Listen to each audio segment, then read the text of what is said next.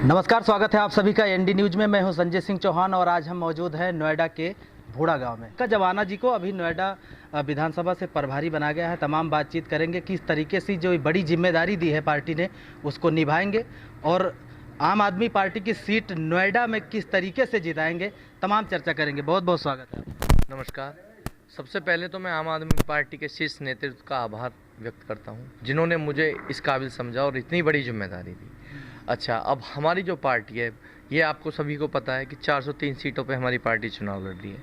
हम हर सीट पे मजबूती के साथ चुनाव लड़ रहे हैं और जो यहाँ पे हमारा चुनाव का एजेंडा रहेगा वो बहुत नॉर्मल सी बात है। जो एक जनता की ज़रूरत है वही हमारा मुद्दा है, उसी के लिए हम लड़ाई लड़ेंगे और ये हमारा चुनावी रहेगा। आप देखिए, उसमें आप शिक्षा देखिए, चिकित्सा देखिए, रोजगारी देखिए, अब ये तमाम सारी चीज़ों पर हमारे चुनाव का एजेंडा रहेगा।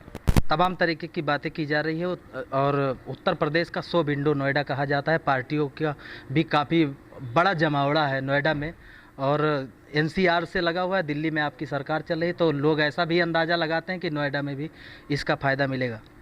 लेकिन नोएडा में तमाम पार्टियां हैं, इन सभी के बीच में किस तरीके से आप पार्टी को मजबूत करें? क्या कुछ ऐसा सोचा है आपने? ग्रामीण स्तर से, सेक्टरों स्तर से किस तरीके से चलाएंगे? हमारे लिए जनता जनार्दन के साथ मिलकर, उनके कंधे से कंधा मिलाकर चुनाव लड़ेंगे और जनता को पता है कि हमारे पास ही दिल्ली में जो दिल्ली मॉडल है उसको उत्तर प्रदेश में हम लागू करेंगे। दिल्ली का जो मॉडल है, शिक्षा चिकित्सा आप देखिए वहाँ पे मिलती है और हमारे यहाँ पे सबसे महंगी बिजली, जिससे लोग इतने परेशान हैं। शिक्षा की कोई यहाँ पे व्यवस्था नहीं है, चिकित्सा की बहुत बुरी स्थिति है यहाँ पे। तो सब जनता चाहती है, बदलाव चाहती है और बदलाव बहुत ज़रूरी है। भाजपा सिर्फ और सिर्फ जाति की राजनीति करती है, उससे काम नहीं चलता। अब उनको इस बात का भी पता चल गया है कि आम आदमी पार्टी आ चुकी है, बहुत परेशान है और आम आदमी पार्टी जो दिल्ली में क्या है वो करके दिखाएंगे और नोएडा में बहुत अच्छा लोगों का रुझान है। सब बहुत बड़ी तादाद में हमारे साथ हैं और हम 100% चुनाव यहाँ से जीतेंगे और जनता की सेवा में अपने आप को समर्पित करेंगे। लोगों का कहना है और यूपी की जनता कुछ खुददार नहीं दिख रही है आपको कि वो कहते हैं कि न फ्री का खाएंगे और न योगी के अलावा दूसरी पार्टी लाएंगे? नहीं, जो कहने वाले हैं ना वो भाजपा के लोग हैं। फ्री का मतलब ये नहीं होता कि आप जनता की ना सुने। एक यहाँ पे जो हमारे जनता का चुना हुआ प्रतिनिधि विधायक हो या सांसद हो, उसको सारी चीज़ें फ्री की क्यों मिलती हैं?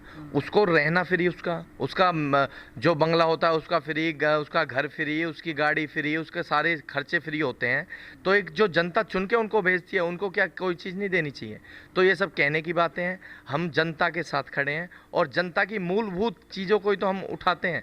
भाई शिक्षा चिकित्सा ही तो हम उन लोगों को दे रहे हैं, मुहैया करा रहे हैं और वो जनता का ही तो पैसा है, जनता का ही तो टैक्स है। उसको भ्रष्टाचार में ना लगा के हम सीधा उसे जनता की सेवा में हम समर्पित करते हैं। तो ये हमारा उद्देश्य है। आप गांव के ही रहने वाले हैं, गांव में ही रहते हैं, सेक्टर में रहते हैं, वो आम बात है। गांव में क्या समस्याएं अभी बची हैं? सरकार कह रही है कि गांव में हमने बहुत काम किया।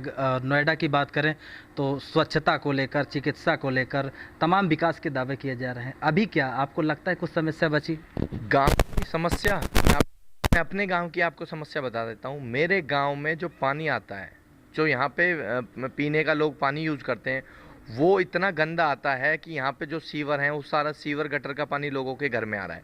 उसके बावजूद लोगों ने यहाँ पे जो यहाँ के चुने हुए विधायक हैं, प्रतिनिधि हैं, उनसे भी टाइम मांगा है। उनके पास 10 मिनट का टाइम नहीं होता जनता की सुनने के लिए। यहाँ पे वो आए दिन अथॉरिटी में कंप्लेंट्स करते हैं और वहाँ पे ये अपनी एप्लीकेशन देते हैं, लेकिन वो एप्लीकेशन ही रह जाती हैं, सिर्फ उस पर कोई सुनवाई नहीं होती। रोडों की बहुत बुरी स्थिति है, गाँव में पानी भरा हुआ है, गंदगी बहुत ज़बरदस्त है। तो गांव की तो बहुत बद्दा हालत है। ये कहने की बात है कि हमने गांव में विकास किया है। आप गांव का सर्वे कर सकते हैं, लोगों से पूछ सकते हैं कितने लोग परेशान हैं। बड़े बड़े एलईडी और होर्डिंग में जो स्वच्छता को लेकर तस्वीरें प्राधिकरण के द्वारा दिखाई जा रही है, ये सब क्या झूठी हैं? भाजपा तो सिर्फ पोस्टर बैनर की राजनीति करती है, धरातल पे उनके पास कुछ नहीं है। उनके पास तो सिर्फ टीवी में दिखना है, उन्हें न्यूज़पेपर में उन्हें दिखना है।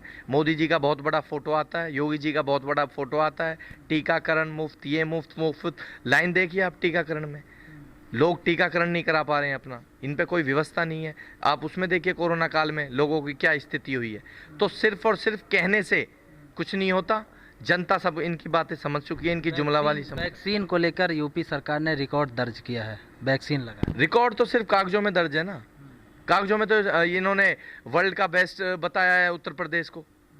लेकिन आप देखिए, आप उत्तर प्रदेश से आप भी आते हैं जाते हैं, रोडों की देखिए क्या हालत है। ये बोलते हैं गड्ढा मुक्त सड़क है, हमारी सड़कों की आप हालत देखिए, पानी भर जाता है बारिश होने के कारण। तो सब सिर्फ और सिर्फ जुमलेबाजी है, कहीं कोई विकास नहीं हुआ है। सिर्फ और सिर्फ विकास हुआ है तो भाजपा के नेताओं का हुआ है, और किसी का यहाँ पे कोई विकास नहीं। दूसरे नंबर की पार्टी कौन है? हमारे सामने कोई दूसरे नंबर की क्या है, सभी अपने दावे ठोक रहे हैं। अब वो टाइम बताएगा जनता किसको पसंद करती है, किसको डिक्लाइन करती है, ये जनता के ऊपर छोड़ देते हैं। हमें तो सिर्फ जनता की आवाज़ बनना है और जनता की सेवा में अपने आप को समर्पित करना है, ये हमारा उद्देश्य है। किसान आंदोलन चल रहा है, ट्रेंड में अभी चल रहा है और लंबे समय से किसान आंदोलन चल रहा है। माना जा रहा है कि पश्चिमी जो यूपी का बेल्ट है, इसके किसान अधिकांश संख्या में बैठे हैं। तो एनसीआर से सटा हुआ इलाका, दिल्ली में आपकी सरकार है, तो क्या लगता है इसका कुछ फ़ायदा होने वाला है आपकी पार्टी को या बीजेपी के खाते में? देखिए, फ़ायदे की तो राजनीति हम सोचते ही नहीं है कभी कि किसान किसको फ़ायदा दें। हम सिर्फ किसानों की समस्या को समझते हैं। किसान कहीं ना कहीं, हर कोई किसान से बिलोंग करता है, सब किसान है, किसी का फैमिली बैकग्राउंड किसान है, कोई कुछ है। तो ये सिर्फ किसानों की समस्या है।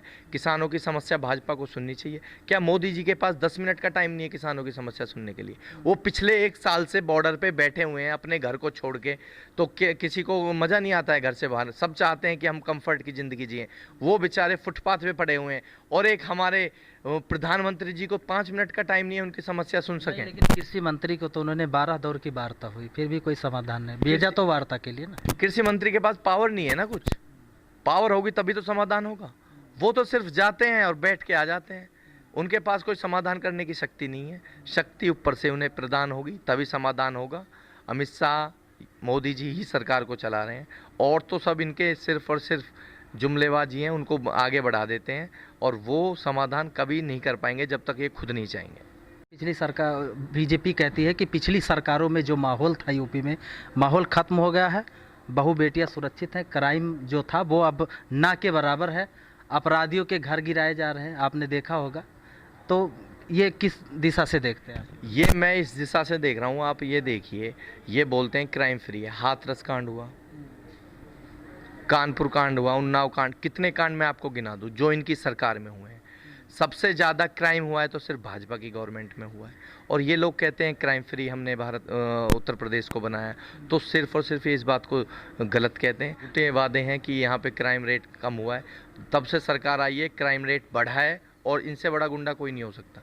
ये सबसे बड़े गुंडे भाजपा वाले ही हैं और कोई नहीं।